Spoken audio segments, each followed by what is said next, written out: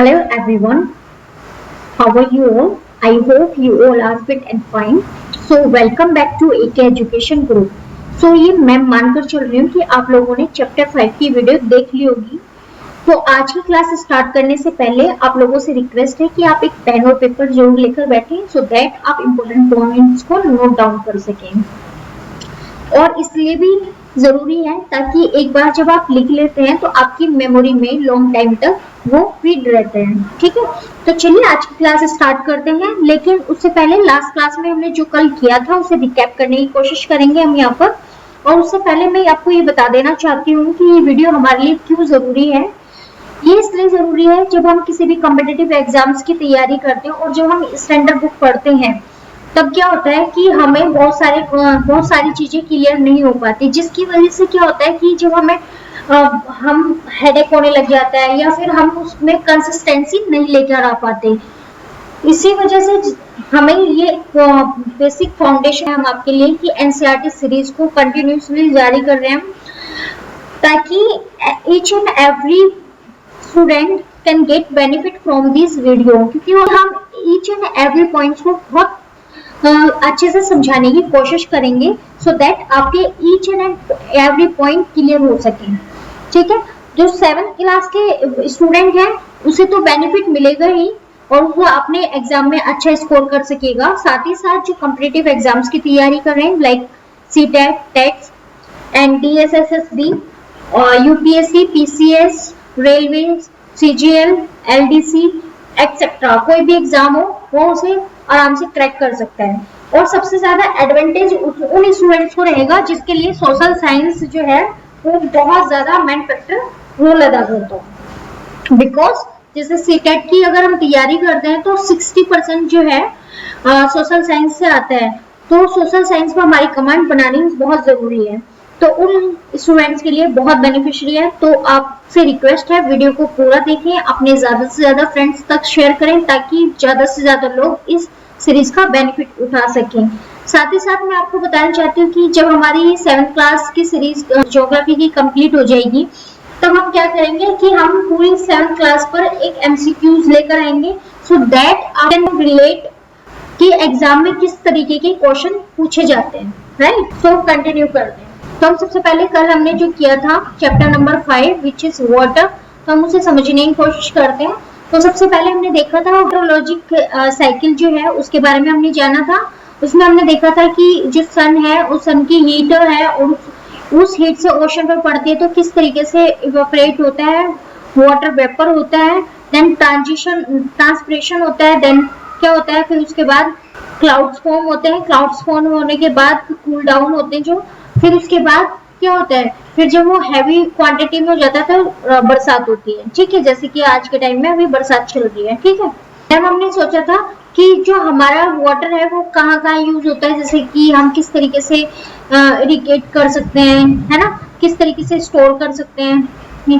फिर हमने देखा था कि मेजर सोर्सेज ऑफ वाटर कौन कौन से होते हैं, जैसे river, ponds, spring and glacier. Then उसके बाद हमने देखा था जो कि मोस्ट ऑफ 97.3 जो % है वो वाटर एग्जिस्ट करता है ऑन द अर्थ। तो हमने यहाँ पर देखा था कि ओनली लेस देन 1% ही फ्रेश वाटर देखने को मिलता है जो कि पीने लायक है। तो ये 97.3 जो % है वो पीने लायक क्यों नहीं है, क्योंकि इसमें बहुत ज्यादा साल्ट की क्वांटिटी मिली होती है, जैसे कि पर लीटर पर 35 ग्राम जो है सॉल्ट पाया जाता है। ठीक है, तो इसी तरीके से यहाँ पर हम देखेंगे कि ये वाटर की हमने डिस्ट्रीब्यूशन देखा है कि ओशन में सबसे ज्यादा क्वांटिटी में जो वाटर है वो सबसे ज्यादा होता है और सलाइन वाटर होता है जो कि हमारे यूज लायक नहीं है। और फ्रेश वाटर जो है जो हम यूज करते हैं खाना बनाने के, पीने के, नहाने के एक्सेट्रा। ठीक है, देन हम यहाँ पर देखते हैं कि डेड सी जो है ओनली एक ऐसा सी है जो जिसमें 340 ग्राम्स पर लीटर साल्ट पाया जाता है। ठीक है, और जो भी इसके अंदर स्विमिंग करते हैं वो देन हमने देखा था ओशन सर्कुलेशन के बारे में समझा था।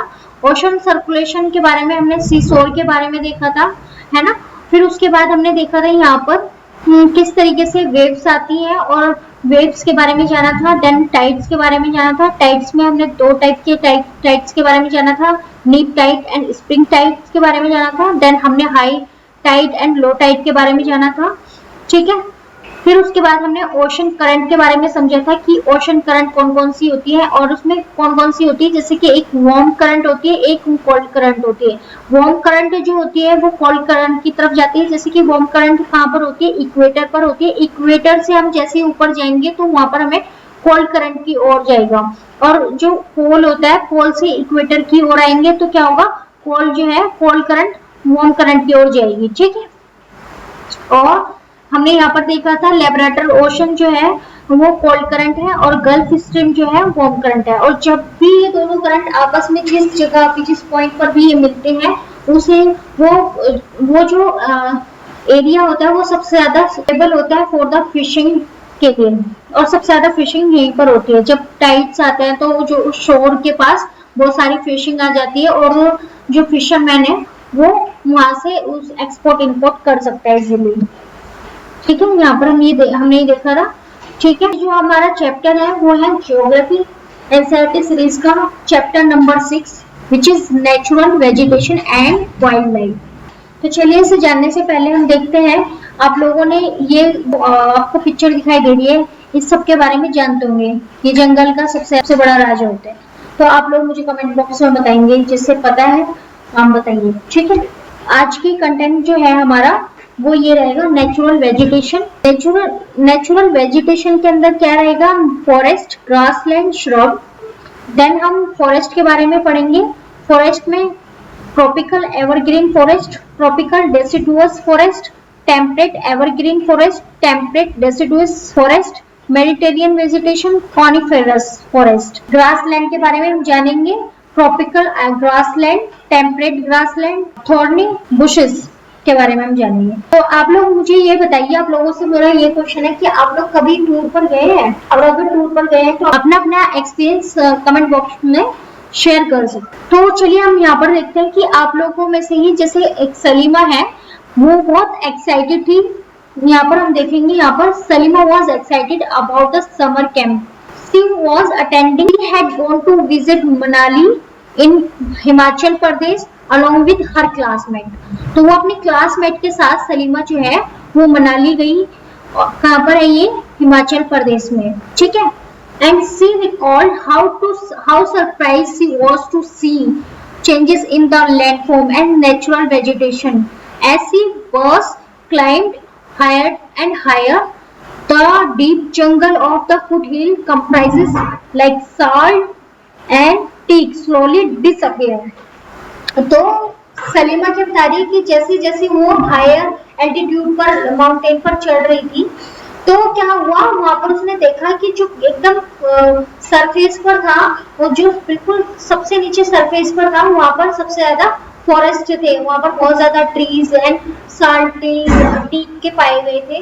तो वहां पर उसने देखा सबसे ज्यादा। लेकिन जैसे जैसे वो हायर एल्टीट्यूड पर चढ़ती जा रही थी तो ये जो ट्रीज है वो डिसअपियर होते जा रहे थे। And she could see tall trees within pointed, और बहुत छोटे छोटे नजर आने लगे। Then pointed leaves and cone shape canopies on the mountain slope. और उसने देखा कि जो छोटे छोटे देख सकती थी वो cone shape and canopy on the mountain slope से छोटे छोटे नजर आ रहे थे वो पेड़ अगर माउंटेन की से जा रही। Then she learn that those were coniferous trees. She notice bloom of bright flower. Bloom and bright flower आपने देखा होगा, जैसे कि मैं भी यहाँ पर दिखा देती हूँ। ये इस टाइप के जो फ्लावर्स हैं ये आपको बहुत अच्छे लगते हैं देखने में, बड़ी सुंदरता बढ़ा देते हैं आपको। इस तरीके के उसने फ्लावर्स देखे ऑन टॉल ट्रीज पर, बड़े ट्रीज पर। Then there were rhododendrons from Manali as she was travelling up to Rohtang pass. She saw that land was covered with short grass and snow in some places. Then जैसे ही वो रोहतांग पास पर गई तो उसने क्या देखा कि वहां पर रोहतांग पास में जो लैंड है वो किस चीज से घिरी हुई थी, छोटे छोटे ग्रास से, छोटे छोटे घासें होती है एंड स्नो हो रहा था, ठीक है, इन कुछ प्लेसेस पर। हम यहाँ पर हमेशा देखते हैं कि जो हमारे माउंटेन्स हैं वो 4 तरीके के हैं, जैसे कि लद्दाख रेंज, जास्कर रेंज, धौलाधार को हम क्या बोलते हैं, greater Himalayan range and Shivalik range, और इधर की साइड पीर पंजाल रेंज। तो कई बार एग्जाम में किस तरीके से पूछ लेते हैं कि ईस्ट टू नॉर्थ तो लगाओ, नॉर्थ टू साउथ लगाओ, इस तरीके की रेंजेस पूछ लेते हैं, ठीक है।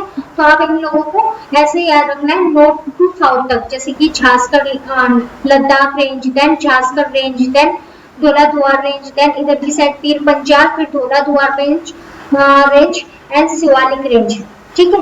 इस तरीके से हमें याद रखना है। देन शिवालिक सालिमा observation that there is a close relationship between height of land and character of vegetation.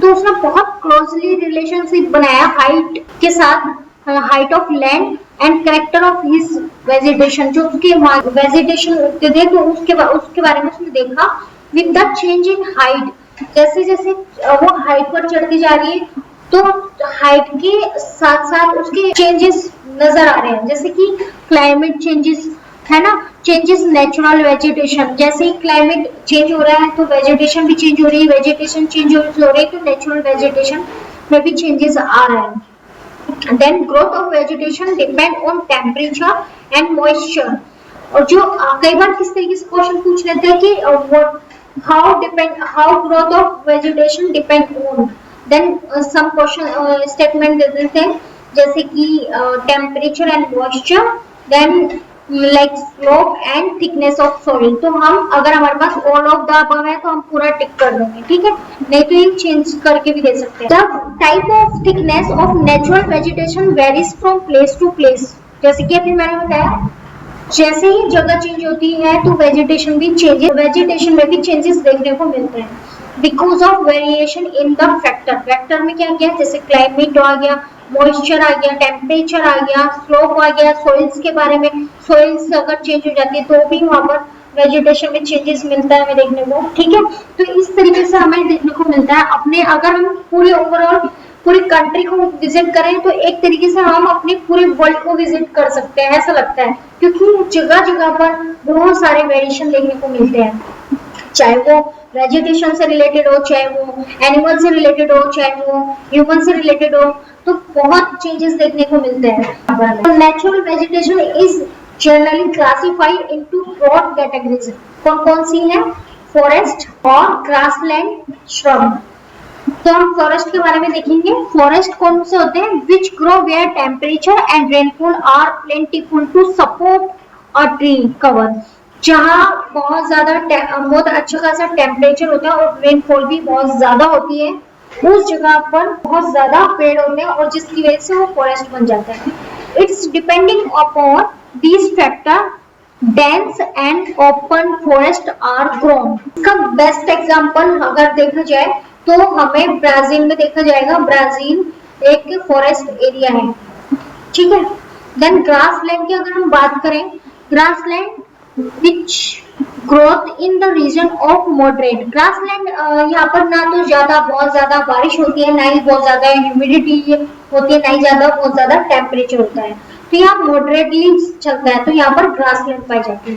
Then अगर हम श्रब्स की बात करें तो श्रब्स में thorny shrubs and shrub grows in the dry region, ये कहाँ पर पाया जाता है, ड्राई रीजन में। लाइक अगर हम अपनी कंट्री में राजस्थान में वेस्टर्न साइड जाएंगे तो हमें वहां पर देखने को मिलेगा थार डेजर्ट, तो थार डेजर्ट में हम देखेंगे तो हमें यहाँ पे श्रब्स ट्रीज मिलेंगे जो कि वहां पर ओनली ड्राई रीजन में ही ग्रो पाते हैं। तो ऐसे हम अगर कंट्रीज में जाएंगे, सारा डेजर्ट है वहां पर हमें देखने को मिलता है, तो बहुत सारी इस जगह में हमें देखने को मिलेंगे, ठीक है। देन जो ये सारे एक्सपीरियंस है, Salima was sharing her experience of Himalaya trip with her father. Her father visited various places in the world. He told Salima about his observation of the variety of vegetation in different parts of different continents. He mentioned about coniferous forest in the polar region, thorny bushes in the desert, thick tropical hardwood forest in the humid region, and many more.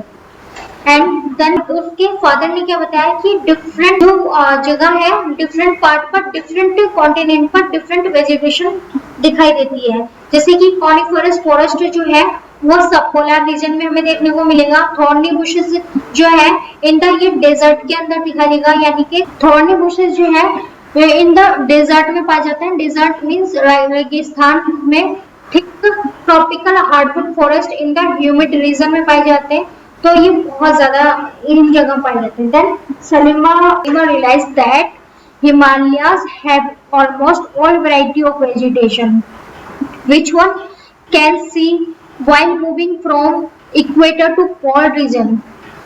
उसने realise किया Himalaya have almost all variety of vegetation, यहाँ पर हिमालय में all तरीके पूरी तरीके से हर तरीके के वेजिटेशन मिलते हैं। Which one can see moving from equator to pole, जैसे कि हम इक्वेटर से पोल की तरफ के रीजन में हम जो चेंजेस देखते हैं वो हमें कहाँ पर देखने को मिलते हैं, माउंटेन में, हिमालय रीजन में। ठीक है, the changes in the type of natural vegetation occur mainly because of changes of climate. तो क्लाइमेट के चेंज होने की वजह से ये हमें चेंजेस नजर आते हैं वेजिटेशन के अंदर, और अलग अलग टाइप्स के हमें वेजिटेशन देखने को मिलते हैं। Different type of natural vegetation of the world with their characteristic feature and wildlife inhabiting there. Then अगर हम यहाँ पर देखें next forest, tropical evergreen forest में, तो यहाँ पर हम देखेंगे dense forest are called tropical rainforest. ये फॉरेस्ट ऐसे होते हैं जो कि हमारे इक्वेटर टू 10 डिग्री ऊपर और 10 डिग्री नीचे जाएंगे तो हमें यहाँ पर देखने को मिलते हैं ट्रॉपिकल रेन फॉरेस्ट। ये होते हैं thickness of forest occur in the region near the equator and close to the tropical Capricorn and tropical Cancer के बीच में जो होते हैं। This region are hot and receive heavy rainfall throughout the year. तो इस reason में जो कि सबसे बेस्ट एग्जांपल है ब्राजील का, क्योंकि यहाँ पर इक्वेटर के पास है ये, और सबसे ज्यादा फॉरेस्ट यहीं पर देखने को मिलता है, सबसे ज्यादा रेनफॉल और सबसे ज्यादा थिक फॉरेस्ट देखने को मिलते हैं। As there is no particular dry season, और इसमें कोई भी ऐसा सीजन नहीं है कि इसमें ऐसा कोई भी वेदर नहीं है कि इसमें चेंजेस होते हो और रेनफॉल ना होती हो।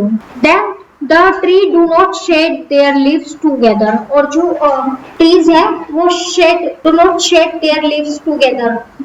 This is region there are called evergreen. यहाँ पर हमेशा हर सीजन में ये हरियाली नजर आएगी। The thick canopies of these closely spaced trees do not allow to sunlight to penetrate inside the forest even the daytime। इतना ज्यादा थिक फॉरेस्ट होता है कि अगर हम सन की लाइट पड़े तो जो ट्रीज है वो उसके नीचे, जो ट्रीज के नीचे जो शेडो होती है वही हमेशा रहती है, चाहे वो फुल टू डे में सनलाइट पड़ती रहे, तो वो जो सन की लाइट है वो पेनेट्रेट नहीं होती, मतलब अंदर जो ट्रीज है उसके नीचे हमें दिखाई नहीं पड़ती। Then hardwood trees like rosewood, एनओपी, mahogany are common are hair.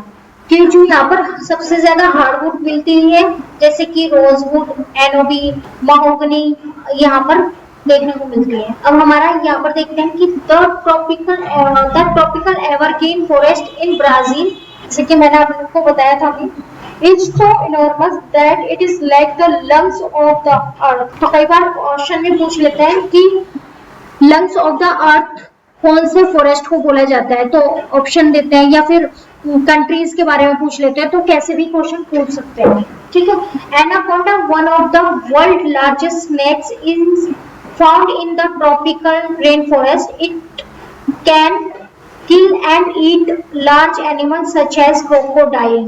crocodile वगैरह को भी खा जाता है एनाकोंडा। Then next forest के और हम देखते हैं कि tropical deciduous forest। ये tropical deciduous forest कौन से होते हैं? Tropical deciduous forest are the monsoon forest found in the large part of India। जैसे कि अभी हमारा रेनी डेज चल रहे हैं तो हमारी कंट्री में ये फॉरेस्ट पाए जाते हैं। ठीक है, एंड हमारी कंट्री के साथ साथ northern Australia and central America में भी ये देखने को मिलता है। This region experience seasonal changes की वजह से हमें ये फॉरेस्ट देखने को मिलते हैं। Trees shade their leaves and dry season two conserve water. तो ये ट्रीज जो है वो शेड करते हैं और लीव्स भी देते हैं इन द ड्राई सीजन में अपने ये पत्तों को छोड़ देते हैं। और हमने जब देखा था tropical deciduous forest, tropical forest में तो वो कभी भी शेड नहीं बनाते थे, ठीक है। जैसे कि हमने यहाँ पर देखा था कि कई बार पूछ लेते हैं कि डू नॉट शेड, तो अपने वो पत्तों को कभी भी नहीं गिराते हैं, ठीक है, यहाँ पर। और यहाँ पर गिरा देते हैं। जैसे कि अगर समर का एटमन का मौसम देखोगे मार्च में, तो वहां पर आपको देखने को मिलेगा कि ये अपने पत्ते, जो पेड़ है अपने पत्ते छोड़ देते हैं, अपने पत्ते गिराते हैं, सूख जाते हैं उसके, ठीक है। The hardwood trees found in these forest are sal, teak, neem and shisham. तो जनरली इन पेड़ों को हमने देखा होगा कहीं ना कहीं, ठीक है। Hardwood trees are extremely useful for making furniture, transport and construction material. Tiger, lion, elephant, langurs and monkey are the common animals of these regions. ठीक है। तो यहाँ पर हमें कौन कौन से मिलते हैं? Tiger, lion, elephant, langurs, monkey and common found होते हैं यहाँ पर। देर अगर हम यहाँ पर देखें, where in India do tropical evergreen and tropical deciduous forest occur, name the state. तो हमें यहाँ पर डेसिडुअस एवरग्रीन फॉरेस्ट हमें कहाँ पर मिलते हैं? हिमालय रीजन की ओर, और ईस्टर्न और वेस्टर्न साइड में हमें ट्रॉपिकल फॉरेस्ट देखने को मिलते हैं। लेकिन अगर हम यहाँ पर बात करें ट्रॉपिकल डेसिडुअस फॉरेस्ट, तो ये हमें नॉर्दर्न पार्ट में हमें ज्यादा देखने को मिलेंगे। तो इस स्टेट के नाम बताएंगे। Which type of forest dominated most of the part? तो ये हम जब MCQ करेंगे तो इसका आंसर वहां पर हम देंगे ताकि और ज्यादा क्लियर हो सके। Then temperate evergreen forest. Temperate evergreen forest के बारे में क्या है कि temperate evergreen forest are located in mid latitudinal coastal region. They are commonly found along the eastern margin of the continents. Example in southeast USA, South China and Southeast Brazil. तो यहाँ पर हमें टेम्परेट एवरग्रीन फॉरेस्ट देखने को मिलते हैं। They comprises both hard and soft wood like oak, pine and eucalyptus. जैसे कि हम यहाँ पर देख रहे हैं कि इस तरीके के यहाँ पर फॉरेस्ट पाए जाते हैं। Then टेम्परेट डेसिडुअस फॉरेस्ट के बारे में देखते हैं। As we go toward higher altitude, there are more temperate deciduous forest. बहुत ज़्यादा टेम्परेट देखने को मिलता है। These are found in the northeastern part of USA, northeastern part of USA, China, New Zealand, Chile, and also found in coastal region of Western Europe. They said their leaves and in the dry season, the common trees are oak, एश बीच। देखिए जैसे कि हम okay के बारे में देखेंगे तो इस टाइप के ओक्स हमें देखने को मिलते हैं, ठीक है, ठीक है। एश बीच के बारे में भी देखेंगे। तो हम यहाँ पर देख लेते हैं कि कौन कौन से एनिमल्स हमें देखने को मिलते हैं। Deer, horses, wolf are the common animal found in this area and birds like pheasant, monals are also found. तो हम यहाँ पर पीजेंट और एश ट्रीज के बारे में देखेंगे तो हमें एश ट्रीज इस तरीके के देखने को मिलते हैं, डिफरेंट काइंड ऑफ। और बीच ट्रीज हमें इस तरीके के देखने को मिलते हैं। जैसे कि हम सी शोर पर जाते हैं तो हमें ऐसे ट्रीज देखने को मिलते हैं, है ना। हमें यहाँ पर इस एरिया में खाते हैं एनिमल्स जैसे कि डियर, फॉक्स एंड फॉक्सेस अलग अलग टाइप्स के होते हैं ये। पीजेंट बर्ड्स हमें इस तरीके से मिलते हैं और डिफरेंट काइंड ऑफ मोनाल्स बर्ड्स भी हमें यहाँ पर देखने को मिलते हैं। देन मेडिटेरियन सी, मेडिटेरियन वेजिटेशन के बारे में हम देखेंगे। Mediterranean vegetation, you have learned that most of east and northeast margin of the continent are covered by temperate evergreen and deciduous trees. यहाँ पर हमें देखने को मिलेगा कि अगर हम east and north east margin में जाएंगे कॉन्टिनेंट में तो हमें यहाँ पर टेम्परेट जोन देखने को मिलेगा और डेसिडुअस ट्रीज भी हमें यहाँ पर देखने को मिलता है। Then west and southwest margin of the continent are the vegetation and southwest margin of continent are different.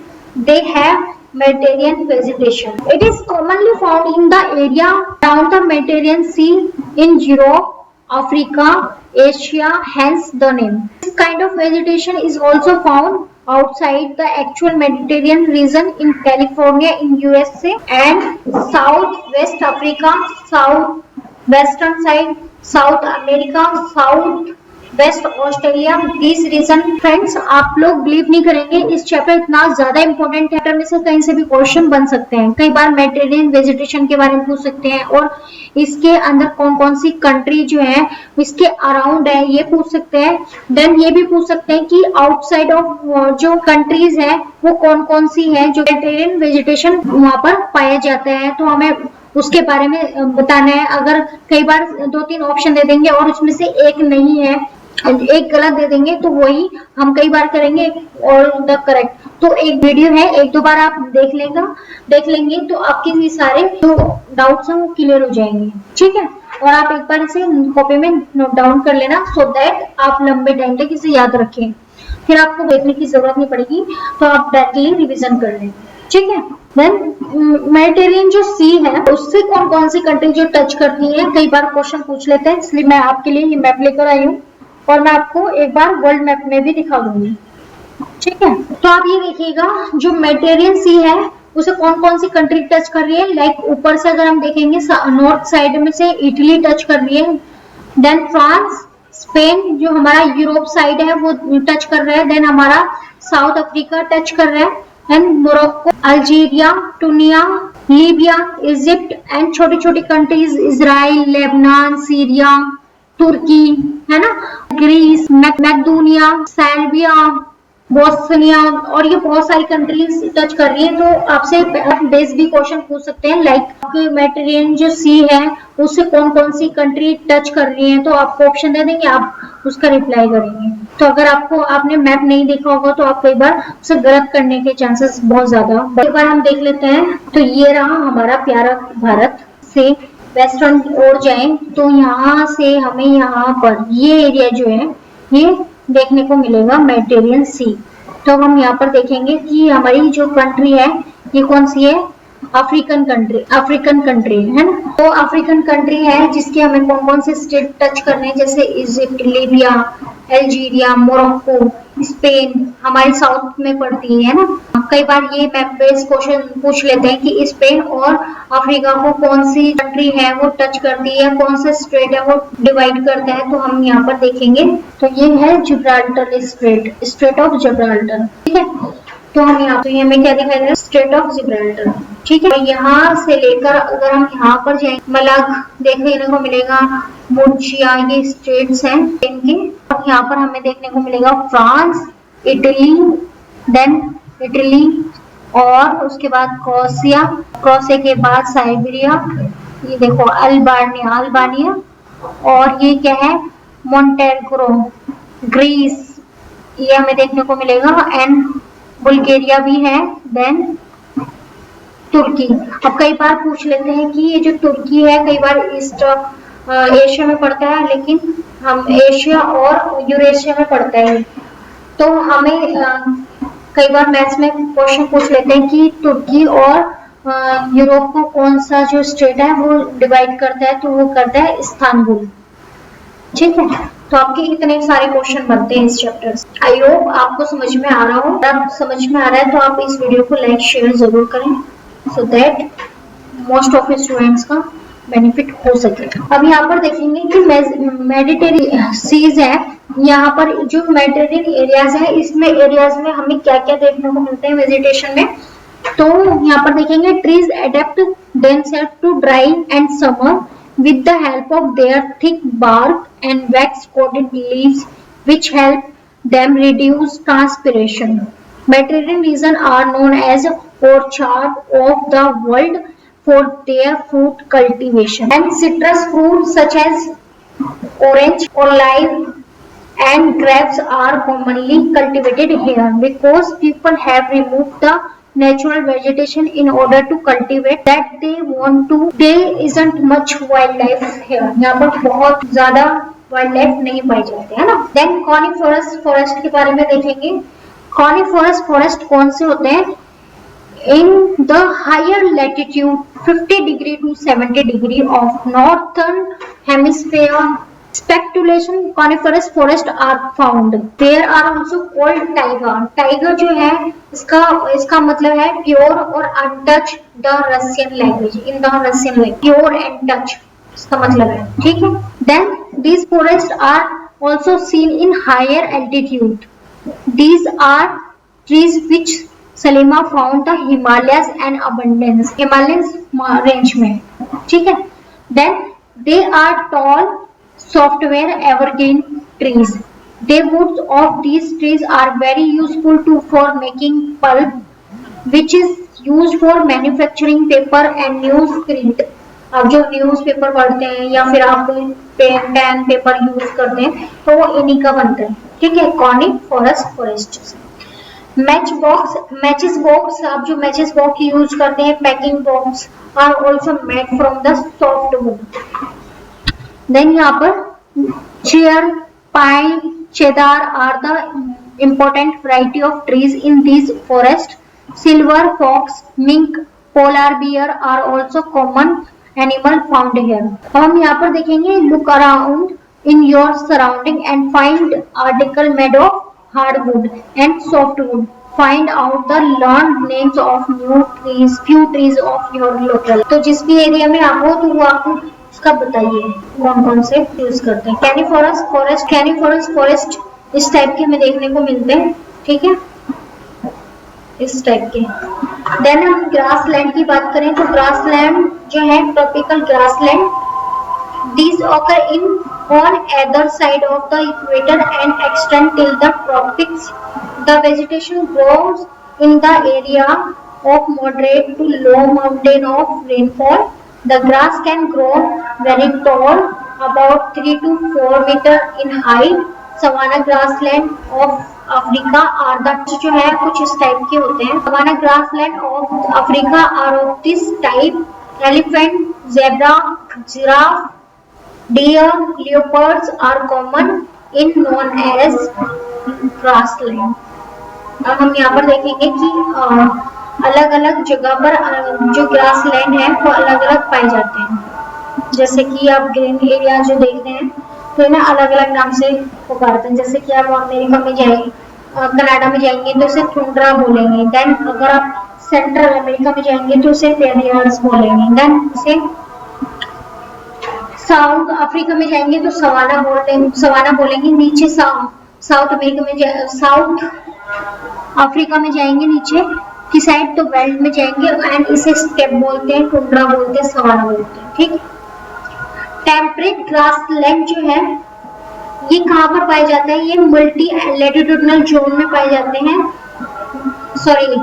Temperate grassland these are found in mid latitudinal zone and in inferior part of the continent. Usually grass here in short and nutritious. जैसे कि हम देखने को मिलते हैं हमारे countries में। Wild buffalo, bisons, antelope are the common in the temperature region. Then हम ग्रास लैंड के रीजन्स के बारे में जानेंगे। जो ग्रास का रीजन्स है, हर वर्ल्ड के हर कंट्रीज में अपना अपना अलग अलग नेम्स है। कई बार मैच द फॉलोइंग्स में ये क्वेश्चन पूछ लिया जाता है कि जो ये ब्राजील में क्या कौन सी ग्रास लैंड है, कंपोज है या फिर दूसरा दे देते हैं। तो इस तरीके से हमें इसका नेम जो है मैच करने पड़ते हैं, ठीक है। तो टेम्परेट ग्रासलैंड अर्जेंटीना में पंपास के नाम से जाता है, नॉर्थ अमेरिका में पेयर्स के नाम से जाना जाता है, साउथ अफ्रीका में वेल्ट के नाम से, एशिया में स्टेपी, ऑस्ट्रेलिया में डाउन के नाम से जाना जाता है। तो इनके जो नेम्स हैं हर कंट्री के तो अलग अलग हैं, तो इनको एक बार अपने माइंड में उतार लीजिएगा, नोटबुक में लिख लेगा, ताकि किसी भी एग्जाम में अगर आ जाए तो आपको बिना हेजिटेशन के आप उस पर टिक मार कराएं। करेक्ट। देन थॉर्नी बुशेस के बारे में देखेंगे। They are found in the dry desert reason.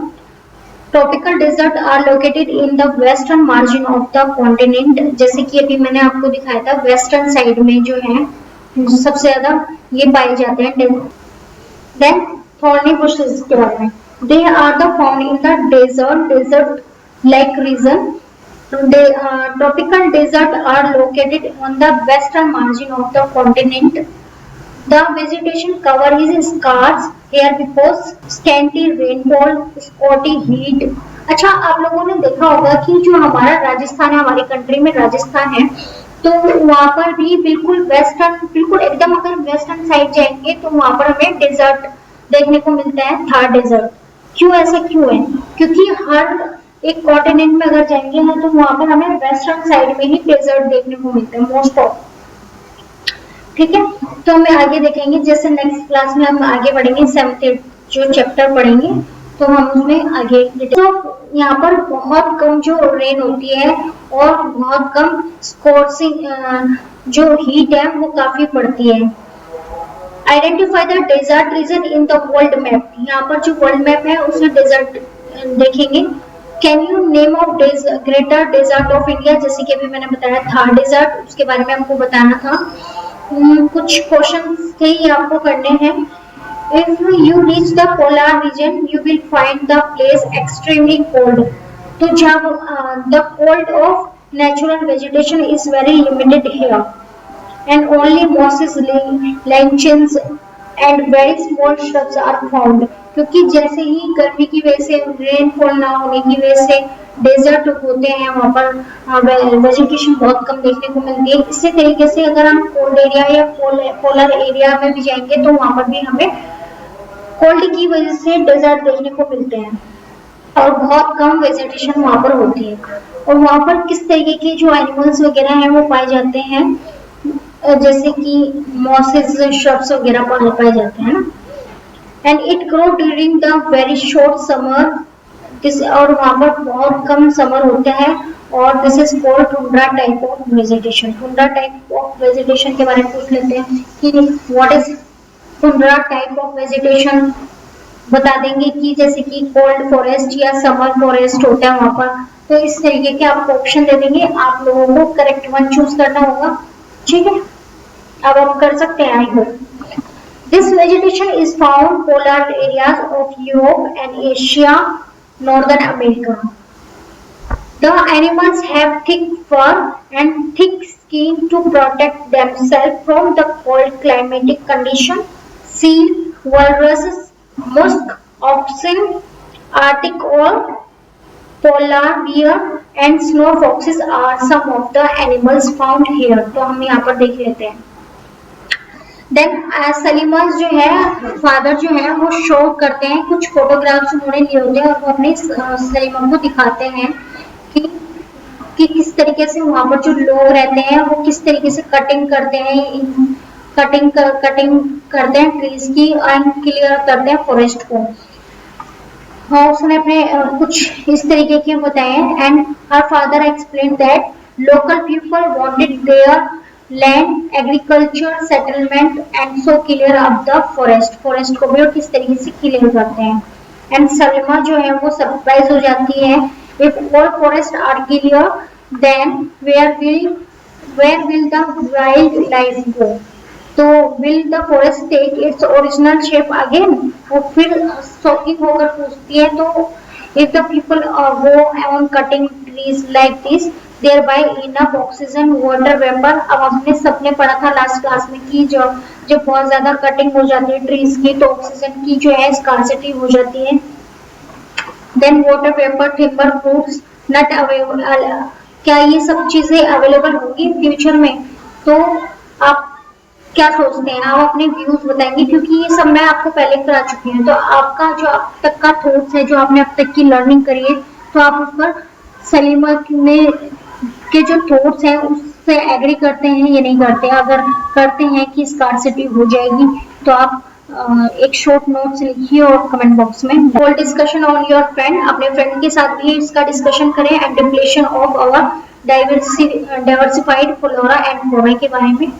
ठीक है, तो हम यहाँ देख लेते हैं कि वॉल्रसेस जो एनिमल्स हैं वो किस टाइप के होते हैं। ठीक है, और पोलर एनिमल्स के बारे में देख लेते हैं, इस टाइप का कुछ होता है। Thank you so much, keep watching. अगर वीडियो आपको पसंद आ रहे हैं तो शेयर करें, कमेंट्स करें, अपने डाउट्स को पूछें, so that I will be happy to reply या to clear your doubts. So thank you so much.